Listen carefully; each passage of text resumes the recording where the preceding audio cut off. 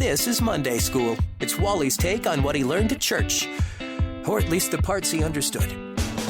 So we've been looking at the book of Mark, and we're all the way up to chapter 15, where Jesus is handed over to the Romans by the Jewish leaders, and Pilate was in charge of his sentencing, and he's caught in the middle because he found no fault with Jesus, but the Jewish leaders whipped the crowd into a frenzy and, got them to turn on Jesus and crucify him, crucify him.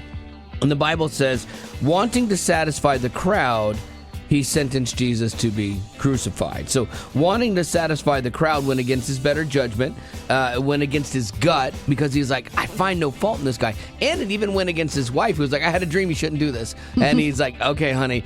But he went against all of that. And how many times do we alter our behavior just to please the crowd? We do it in schools, we do it with our friends, we do it at work, we even do it in our families.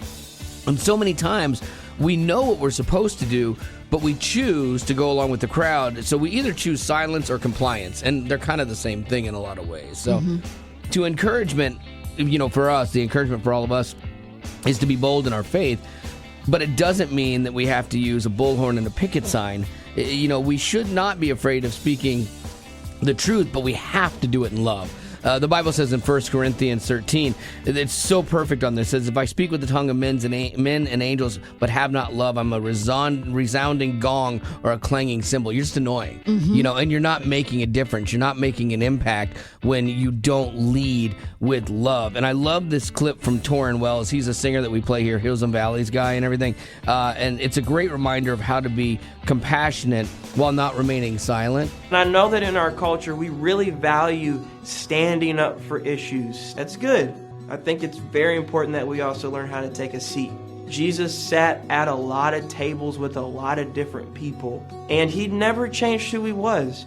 I don't think that God needs us to defend the gospel. I think we say that terminology, you got to defend the gospel. I think the gospel is bigger than us, and I think that God's truth is bigger than us, and it doesn't necessarily need us to defend it, because rarely are anybody's hearts changed, when people are arguing. You don't change somebody that way, but you see people's lives change all the time when people love someone well. And I think that that's the encouragement that I took away from today's Monday School. It's like, yeah, you can speak your mind, but just make sure you're doing it in love, because that transforms everyone involved.